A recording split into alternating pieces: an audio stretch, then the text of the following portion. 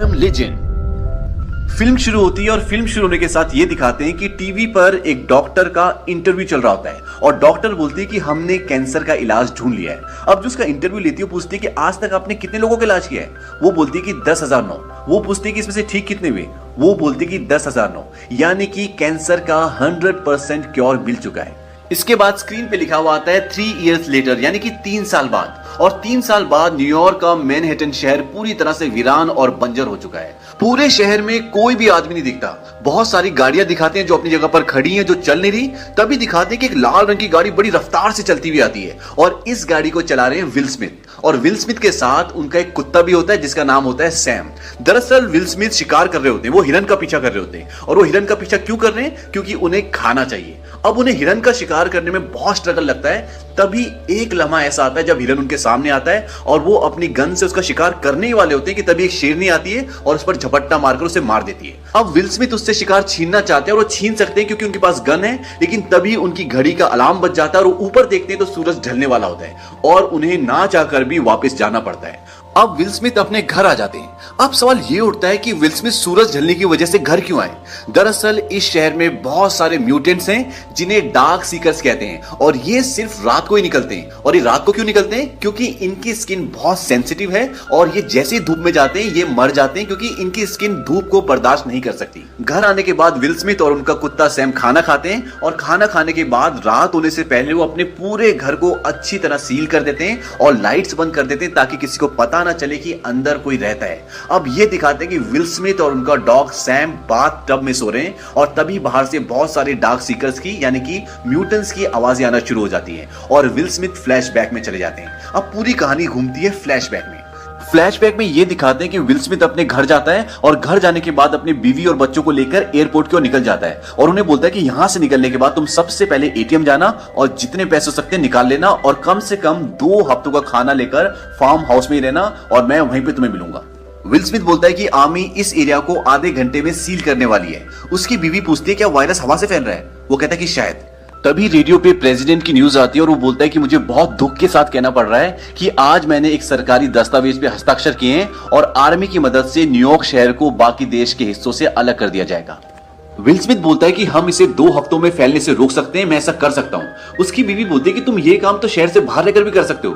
Will Smith बोलता है कि ये यहीं पे शुरू हुआ था और यहीं खत्म होगा। तभी विल स्मिथ की गाड़ी से एक म्यूटेंट टकराता है और उसका बच्चा और बीवी बहुत बुरी तरह से डर जाते हैं। अब वो बड़ी मुश्किल से एयरपोर्ट तक पहुंचते हैं और एयरपोर्ट पर पूरा शहर जमा है क्योंकि सब उस शहर से बाहर जाना चाहते हैं, लेकिन उस शहर से सिर्फ उन्हीं लोगों को बाहर जाने दिया जा रहा है जो इन्फेक्टेड नहीं है। और इसे चेक करने के लिए उनके पास एक मशीन है जिससे वो पता लगा लेते हैं कि कौन सा आदमी इन्फेक्टेड है और कौन सा नहीं। जब वो विल स्मिथ के बच्चे को चेक करते हैं तो वो इन्फेक्टेड नहीं होता, लेकिन जब उसकी बीवी को चेक करते हैं तो मशीन में ये आता है कि वो इन्फेक्टेड है और वो उसे नहीं जाने देते। तभी विल स्मिथ बोलता है कि ये मेरी बीवी है और मैं चाहता हूं कि तुम इसे दोबारा चेक करो। विल स्मिथ लेफ्टिनेंट कर्नल होता है और बोलता है कि मैं तुम्हें ऑर्डर देता हूं कि इन्हें दोबारा चेक करो। और जब वो उसे दोबारा चेक करते हैं तो उसमें यह आता है कि वो इन्फेक्टेड नहीं है और इसके बाद वो उसकी बीवी और बच्चे को वहां से जाने देते हैं। अब जब वो अंदर जाते हैं तो उनकी बीवी और बच्चे के लिए एक हेलीकॉप्टर मंगाया जाता है और हेलीकॉप्टर इसलिए मंगाया जाता है क्योंकि विल स्मिथ एक बहुत बड़े ओहदे पर होते हैं। अब विल स्मिथ अपने बीवी और बच्चे को सी ऑफ करके थोड़ा सा दूर आ जाते हैं और जैसे ही उनका हेलीकॉप्टर टेक ऑफ करता है तो ये दिखाते हैं कि सामने एक और हेलीकॉप्टर होता है जिस पर इन्फेक्टेड लोगों ने हमला कर दिया है और वो अपना बैलेंस खो देता है और घूमता हुआ वो उस हेलीकॉप्टर में लगता है जिसमें विल स्मिथ की फैमिली होती है। और इस हादसे में विल स्मिथ की बीवी और बच्चे की मृत्यु हो जाती है। तभी विल स्मिथ की नींद खुल जाती है और नींद खुलने के बाद वो एक्सरसाइज करता है और उसके बाद बेसमेंट में जाता है जहां पर वो वैक्सीन बना रहा है यानी कि मेडिसिन बना रहा है इन इन्फेक्टेड लोगों को ठीक करने के लिए। वहां पर उसने बहुत सारे चूहों को पकड़कर बंद कर रखा होता है और ये सारे चूहे इस वायरस से इन्फेक्टेड होते हैं और विल स्मिथ दवाई बनाकर इन चूहों पर ये टेस्ट करता है कि दवा काम कर रही कि नहीं। अब विल स्मिथ चेक करता है कि जो दवा उसने लास्ट टाइम उन चूहों को दी थी उसका क्या रिजल्ट है, उसका उन पर क्या असर हुआ है। लेकिन सारे के सारे चूहे अभी भी बहुत एग्रेसिव होते हैं, उन पर उस दवा का कोई असर नहीं होता। तभी विल स्मिथ का ध्यान एक चूहे के ऊपर जाता है जो शांत होता है और उसकी हरकतें भी बहुत नॉर्मल होती है और इससे विल स्मिथ को बड़ी खुशी होती है क्योंकि उसे लगता है कि उसे अब दवा मिल गई है और वो बोलता है कि अब इस दवा को इंसानों पे टेस्ट किया जा सकता है, यानी कि उन इंसानों पे जो इन्फेक्टेड हो चुके हैं और पूरी तरह से डार्क सीकर्स बन चुके हैं। डार्क सीकर्स यानी कि म्यूटेंट्स। अब विल स्मिथ बाहर जाता है और बाहर जाकर विल स्मिथ रोज एक काम जरूर करता है, वो रेडियो पे मैसेज भेजता है सभी एफएम चैनल्स पर मैं डॉक्टर रॉबर्ट। अगर आपको किसी भी तरह की मदद चाहिए, मैं आपको खाना दे सकता हूँ, वायरस से सुरक्षा दे सकता हूँ, घर दे सकता हूँ। तो आपको मैं हर रोज जब सूरज सिर के बिल्कुल ऊपर होगा साउथ स्ट्रीट सी पोर्ट पर मिलूंगा। इसके बाद ये दिखाते हैं कि विल स्मिथ एक बहुत बड़े पानी के शिप के ऊपर होता है और उस शिप के ऊपर बहुत सारे फाइटर प्लेन्स होते हैं और एक फाइटर प्लेन के ऊपर विल स्मिथ होता है और वहां से वो गोल्फ खेल रहा होता है और एक एक करके वो बॉल पर शॉट मार रहा होता है और उसके साथ उसका कुत्ता भी होता है जिसका नाम सैम है। तभी ये दिखाते हैं कि सैम अचानक से चौकन्ना हो जाता है और विल स्मिथ समझ जाता है कि उस तरफ कुछ है। वो अपनी गन उठाता है और उसके दूरबीन से देखता है तो वहां पर एक हिरन होता है। अब सैम और विल स्मिथ उसका पीछा करते हैं और पीछा करते करते विल स्मिथ का जो कुत्ता होता है सैम, वो उसके पीछे एक अंधेरे कमरे में यानी कि अंधेरे घर में घुस जाता है। और ये बहुत ही खतरनाक है क्योंकि डार्क सीकर्स ऐसी जगहों पर रहते हैं जहां पर उजाला नहीं होता। अब विल स्मिथ उसके पीछे पीछे अपने कुत्ते को ढूंढने जाता है। उसके हाथ में गन होती है और गन के ऊपर लाइट होती है। तभी उसको उसका कुत्ता मिल जाता है और एक टेबल के नीचे छुपा होता है। वो बोलता है कि सैम चलो यहाँ से, लेकिन सैम बहुत बुरी तरह डरा होता है। तभी विल स्मिथ को पीछे से कुछ आहट आती है और जैसे ही विल स्मिथ पीछे घूमता है तो वहां पे एक डार्क सीकर बैठा होता है। इससे पहले कि वो डार्क सीकर विल स्मिथ के ऊपर अटैक करता, विल स्मिथ उसे गोलियां मार देता और वहां से भागना शुरू कर देता है और उसके पीछे उसका कुत्ता भी भागना शुरू कर देता है और पीछे से म्यूटेंट्स आ रहे हैं यानी कि डार्क सीकर्स आ रहे हैं। और जैसे एक डार्क सीकर विल स्मिथ के कंधे पर बैठता है, उसे काटने ही वाला होता है कि विल स्मिथ फर्स्ट फ्लोर से शीशा तोड़कर कूद जाता है और जैसे ही वो लाइट के संपर्क में आता है वो मर जाता है। अब विल स्मिथ को पता है कि इसके अंदर डार्क सीकर्स हैं और उसे एक डार्क सीकर चाहिए ताकि वो अपनी रिसर्च को पूरी कर सके, जो उसने दवाई बनाई है वो उन पे टेस्ट कर सके। अब विल स्मिथ वहां पर एक फंदा लगाता है और अपने कुत्ते को गाड़ी में छोड़ने के लिए जाता है और उससे बोलता है कि तुम्हें यहीं पे रहना होगा, तुम्हें इन्फेक्शन का खतरा है लेकिन मुझे नहीं। विल स्मिथ को खतरा क्यों नहीं है? क्योंकि वो इन्फेक्शन से बचने के लिए दवाई लेता है। अब कुछ देर बाद उसके फंदे में एक म्यूटेंट, एक डार्क सीकर फंस जाता है और वो बहुत चिल्ला रहा होता है। तभी वो उस पर एक जोरदार प्रहार करता है और वो शांत हो जाता है और उसी वक्त खिड़की पर एक म्यूटेंट आता है और वो विल स्मिथ पर जोर से चिल्लाता है, बहुत गुस्सा करता है। अब विल स्मिथ उस म्यूटेंट को पकड़कर अपनी लैब में ले जाता है और उस पर वही दवा यूज करता है जो उसने उस चूहे पे की थी जो शांत हो गया होता है। विल स्मिथ देखता है कि इस म्यूटेंट की बॉडी पर एक बटरफ्लाई का टैटू भी बना होता है और इसकी सांसें बहुत तेज चल रही होती है, लेकिन दवा देने के बाद उसकी सांसें धीरे धीरे कम होना शुरू हो जाती है, यानी कि उसका हार्ट रेट धीरे धीरे नॉर्मल होना शुरू हो जाता है। और विल स्मिथ को एक उम्मीद जागती है कि शायद दवा ने काम करना शुरू कर दिया है। लेकिन तभी वो म्यूटेंट उठती है और जोर जोर से चिल्लाने लगती है और बेहोश हो जाती है और विल स्मिथ की सारी उम्मीदें टूट जाती हैं। अब विल स्मिथ बताता है कि मेरे ब्लड टेस्ट से ये पता चलता है कि हवा और स्पर्श से फैलने वाले इन्फेक्शन से मैं अभी तक बचा हुआ हूं, पर कुत्तों को ये इन्फेक्शन उनके काटे जाने से हो सकता है। वो बताता है कि अभी भी रिसर्च जारी है और हम टेस्ट कर रहे हैं, जो दवा मेरे शरीर में मुझ पे काम करती है वो मरीज पे काम नहीं करती। इससे ये पता चलता है कि विल स्मिथ के पास वो दवा तो है जिससे इन्फेक्शन से बचा जा सकता है, लेकिन उसके पास वो दवा नहीं है जिससे वो इन्फेक्टेड लोगों को ठीक कर सकता है। इसीलिए वो रिसर्च कर रहा होता है ताकि जितने भी म्यूटेंट बने, जितने भी डार्क सीकर्स बन चुके हैं, वो उन सबको ठीक कर पाए। वो बताता है कि आज एक अजीब सी बात हुई। जब मैं इस म्यूटेंट को पकड़ रहा था तब एक दूसरा म्यूटेंट रोशनी में आ गया। शायद भूख और खाने की कमी की वजह से वो अपने जीने के बेसिक तरीके को बदल रहे हैं और ये सब बहुत खतरनाक है। दरअसल विल स्मिथ अपनी सारी बातें, अपनी सारी रिसर्च एक ब्लॉग में रिकॉर्ड करता है और वहीं पर वो ये सब कुछ बता रहा होता है। अब अगले दिन जब विल स्मिथ बाहर जाता है तो बहुत अजीब सी बात होती है। शोरूम में जो बहुत सारी डमीज होती है उनमें से एक डमी बाहर होती है और इन डमीज से विल स्मिथ अक्सर बात किया करता था। उस डमी को देखने के बाद विल स्मिथ बहुत ज्यादा इरिटेट हो जाता है। दरअसल विल स्मिथ को इस शहर में अकेले 1000 से भी ज्यादा दिन हो गए और इतने दिन अकेले रहने से दिमागी स्थिति कहीं ना कहीं हिल जाती है और इस बात से विल स्मिथ बहुत इरिटेट हो जाता है। कहता तुम बाहर कैसे आ गए, तुम्हें अंदर होना चाहिए था, तुम्हें बाहर कौन लाया? और वो उस पर गोलियां चला देता है। उस डमी के अंदर से काफी सारा पानी निकलता है। अब जब विल स्मिथ उस डमी के पास जाता है, पानी में अपना पैर रखता है, तो उसके पैर के नीचे एक फंदा होता है और फंदे में विल स्मिथ का पैर आ जाता है और वो फंदे में लटक जाता है। और जब वो लटक रहा होता है तो उसका सर जमीन से जोर से टकराता है और जब वो ऊपर जाता है तो बेहोश हो जाता है। अब वो सेंसलेस हो चुका है। ये फंदा म्यूटेंट्स ने यानी कि डार्क सीकर्स ने लगाया होता है और ये फंदा ठीक उसी तरह का फंदा होता है जिस तरह का फंदा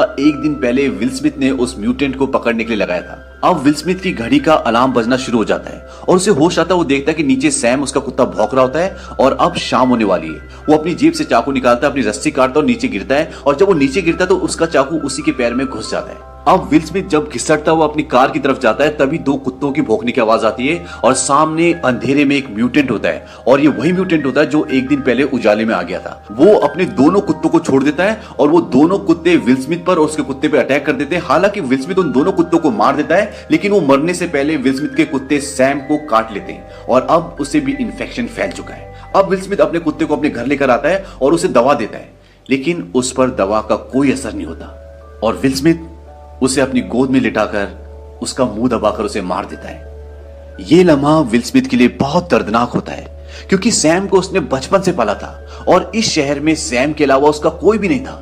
वो उसके साथ खेलता था, उससे बातें करता था। और अब सैम इस दुनिया में नहीं रहा और विल स्मिथ पूरी तरह से अकेला हो गया। अब अगले दिन ये दिखाते कि विल स्मिथ अपने घर नहीं जाता, बल्कि रात को उन म्यूटेंट्स से बदला लेने के लिए जाता है और वो कार से कई म्यूटेंट्स को कुचल भी देता है। लेकिन फाइनली वो कार में फंस जाता है और तभी वो म्यूटेंट जो उसे पहली बार दिखा था, जो रोशनी में आ गया था और जिसने उसके ऊपर कुत्ते छोड़े थे, वो म्यूटेंट उसे मारने के लिए आता है। तभी एक बहुत तेज रोशनी आती है और सारे के सारे डार्क सीकर्स भाग जाते हैं। और ये डार्क सीकर जो अभी विल स्मिथ को मारने वाला था और जो उस दिन उजाले में आ गया था, ये सारे डार्क सीकर्स का बॉस होता है और वो सब इसका कहना मानते हैं। अब इस पूरे लड़ाई झगड़े में, पूरे इंसिडेंट में विल स्मिथ को बहुत सारी चोटें आ जाती हैं और वो लगभग सेंसलेस होता है। अब वहां पर उसे आवाज आती है कि आप कहां रहते हैं, और वो बड़ी मुश्किल से अपना एड्रेस बताता है और वो बेहोश हो जाता है। सुबह जब उसको होश आता है तो वो देखता है उसके घर में टीवी चल रहा होता है और जब वो बाहर ड्राइंग रूम में जाता है तो वहां पर एक औरत और एक बच्चा होते हैं। वो उसे बोलते हैं कि हमने आपका रेडियो में ब्रॉडकास्ट सुना था और कल हम पूरा दिन आपका इंतजार करते रहे, लेकिन आप आए नहीं, और फिर शाम को आप हमें उन म्यूटेंट्स के बीच में फंसे हुए मिले और हम आपको वहां से बचाकर यहाँ पर ले आए। अब वो लेडी अपने बारे में बताती है कि मेरा नाम एना है और हमारे साथियों को निशाचरों ने खा लिया। अब हम 2 ही बचे हैं और हम वॉरमोंट जाने वाले थे बचे हुए लोगों की बस्ती में। विल स्मिथ बोलता है कि ऐसी कोई जगह नहीं है, ना ऐसी कोई बस्ती है। वो लेडी बोलती है कि पहाड़ों में ऐसी बस्ती है क्योंकि वो वायरस ठंड को बर्दाश्त नहीं कर सकता। इस बात से विल स्मिथ बहुत गुस्सा हो जाता है और बोलता है कि सब मर चुके हैं, और फिर वो शांत होकर वहां से चला जाता है। बाद में जब विल स्मिथ दोबारा आता है तो एना बोलती है कि तुम भी हमारे साथ चलो, आज तो देर हो चुकी है, हम कल निकलेंगे। विल स्मिथ बोलता है कि इस बीमारी की शुरुआत यहां से हुई थी और मैं इसे खत्म भी यहीं करूंगा, चाहे इसके लिए मुझे कुछ भी करना पड़े, और मैं जानता हूं कि मैं ये कर सकता हूं। अब विल स्मिथ जब अपनी लैब में उसी फीमेल म्यूटेंट पर टेस्ट कर रहा होता है जिसे वो पकड़ कर लाया था, तो वहां एना आ जाती है। वो बोलती है आपको लगता है कि इससे ठीक हो जाएगी? वो बोलता है इससे इसका मरना तय है, पर मैंने इसके नीचे बर्फ लगा दी है तो हो सकता है कि इसके शरीर का टेम्परेचर कम हो जाए और वैक्सीन का असर बढ़ जाए। एना उसे बोलती है कि तुम भी हमारे साथ चलो बचे हुए लोगों के पास बस्ती की ओर। वो बोलता है कि कहीं कोई बस्ती नहीं है। एना बोलती है कि मैं जानती हूँ कि एक बस्ती है। वो बोलता है कि तुम्हें कैसे पता? एना बोलती है कि ईश्वर ने मुझे बताया। विल स्मिथ बोलता है कि ईश्वर ने बताया? वो कहते हैं कि हाँ। विल स्मिथ बोलता है कि तुम पागल हो गई हो। विल स्मिथ बोलता है कि 90% लोग वायरस से मर गए और बाकी के बचे 9% लोग इन म्यूटेंट्स में बदल गए। बचे 1% लोग और उन सबको म्यूटेंट्स ने अपना शिकार बना लिया, और वो हर एक आदमी जिसे तुम और मैं कभी जाना करते थे वो मर चुके हैं। कोई ईश्वर नहीं है, कहीं ईश्वर नहीं है। अब रात हो जाती है और विल स्मिथ सारे घर को सील कर देता है। तभी उसे म्यूटेंट्स की आवाज आती है। वो एना से पूछता है कि तुम मुझे कल रात को कितने बजे लाई थी? वो बोलती कि बस सुबह होने वाली थी।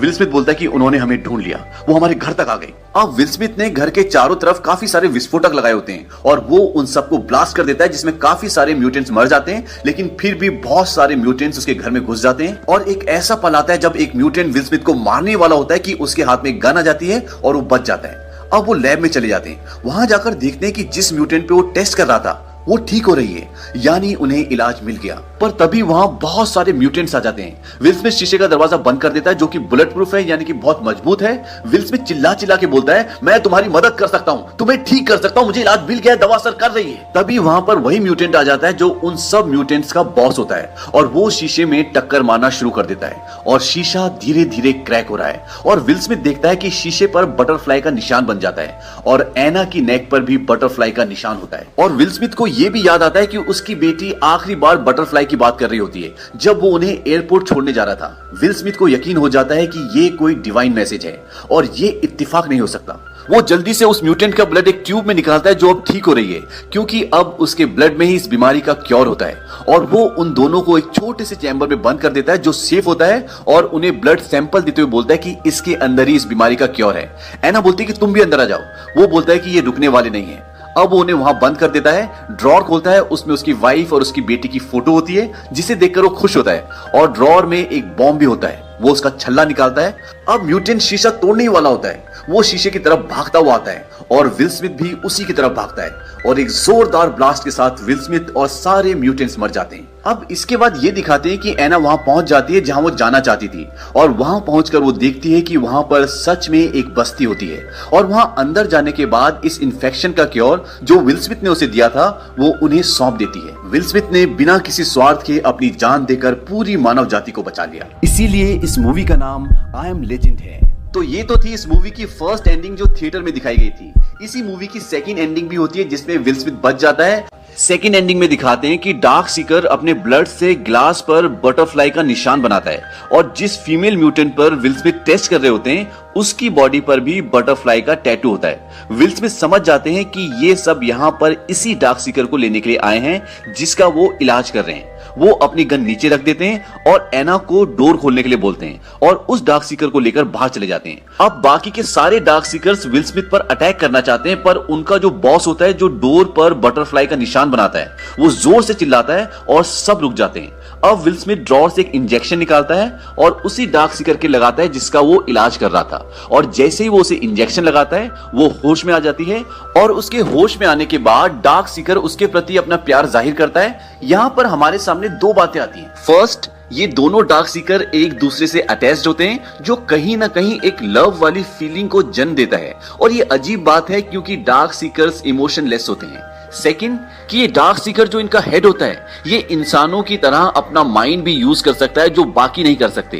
तभी वो विल स्मिथ के लिए ठीक वैसा ही ट्रैप बनाता है जैसा विल स्मिथ ने उनके लिए बनाया था, और विल स्मिथ उसमें फंस जाता है। अब जब विल स्मिथ ने उस डार्क सीकर को वापस कर दिया है तो वो सब उन सब को छोड़कर चले जाते हैं। अगली सुबह ये दिखाते हैं कि विल स्मिथ, एना और उसका बेटा गाड़ी में वर्मोंट की तरफ जा रहे हैं और अब उनके पास इस बीमारी का इलाज भी है। और एना रेडियो पर एक मैसेज भी करती है कि मैं डॉक्टर रॉबर्ट नेविल और अपने बेटे के साथ वर्मोंट की तरफ जा रही हूँ। Keep your radio on, listen to a broadcast, you are not alone, there is a hope. और इसी के साथ ये फिल्म खत्म हो जाती है।